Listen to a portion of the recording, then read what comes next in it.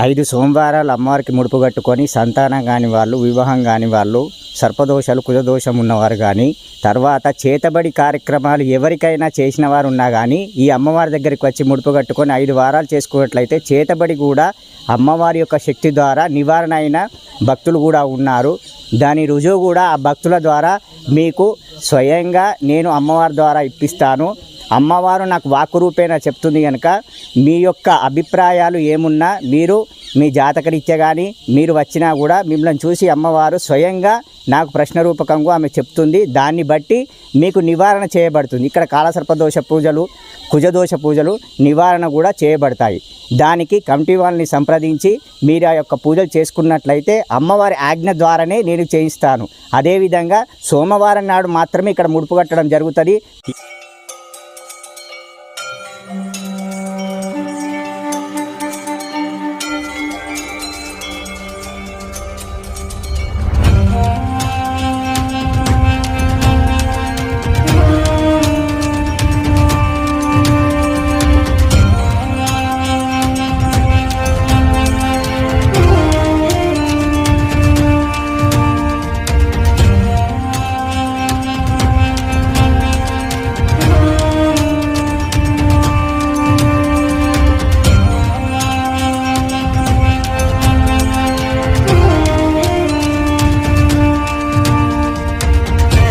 వచ్చే సోమవారం నుండి ఇక్కడ అన్నదాన కార్యక్రమం కూడా ప్రతినిత్యం జరుగుతుంది వచ్చే భక్తుల గురించే.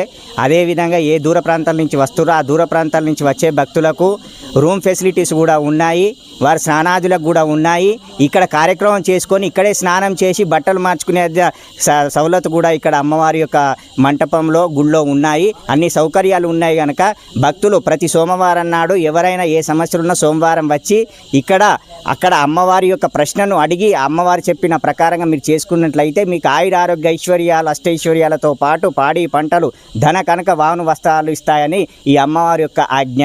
అదేవిధంగా ప్రశ్నరూపకంగా మీకు చెప్పే ప్రతి ఒక్క మాటను కూడా మీరు తూచా పాటించినట్టయితే, నమ్మకం కొద్ది తూచా పాటించినట్టయితే మీకు అమ్మవారి రక్షగా నేను పెట్టగలుగుతానని చెప్పి అమ్మవారి తరఫున నేను ఒక అమ్మవారి దూతగా మీకు ఆజ్ఞ ఇస్తున్నాను.